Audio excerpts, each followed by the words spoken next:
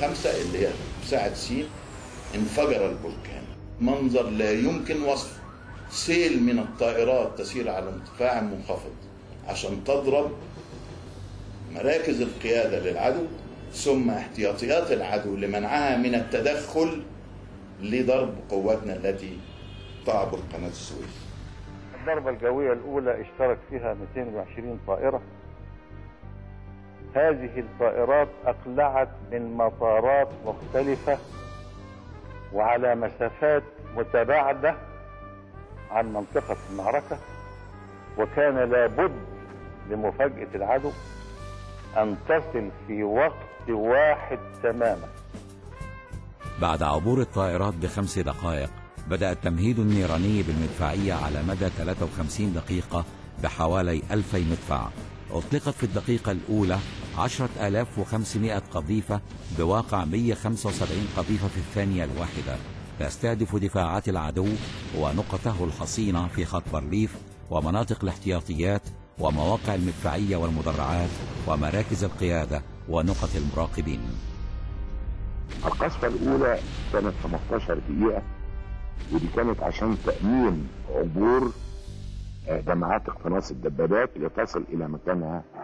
القصفة الثانية كانت 22 دقيقة، ودي لتأمين عبور القوات المهاجمة للاستيلاء على الساتر الترابي والتقدم لمسافة كيلو متر عشان تحمي عبور باقي القوات اللي هتهاجم النقط القوية. القصفة الثالثة كانت 5 دقايق، ودي كانت على النقط القوية ومراكز القيادة والسيطرة، ودي كانت لإيهام العدو إن هنبدأ الهجوم. ثم اتعملت قصفة كذبة لمدة 6 دقايق بتنقل النيران إلى العمق على أساس أن يشعر العدو داخل النقط القوية إن هيبدأ الهجوم فعلا. ثم القصفة الأخيرة اللي هي القصفة ال5 كانت 5 دقايق على النقط القوية بعد العدو ما يكون طلع، على أساس إن هو يبتدي يفشل عملية الهجوم. توجيه عدة قذافات نيرانية وصاروخية، بعضها لتكبيد العدو الخسائر والبعض الآخر لتشتيت جهود العدو.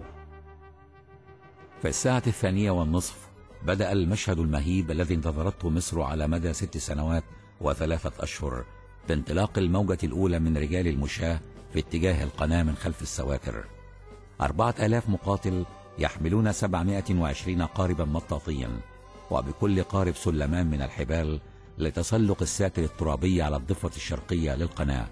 وعبرت القوارب مياه القناة بينما كان الجنود ينشدون بلادي بلادي. ثم ارتفعت صيحات الله أكبر مع ارتفاع الأعلام المصرية على الضفة الشرقية للقناة، لتبدأ المعركة مع تدفق الموجات البشرية.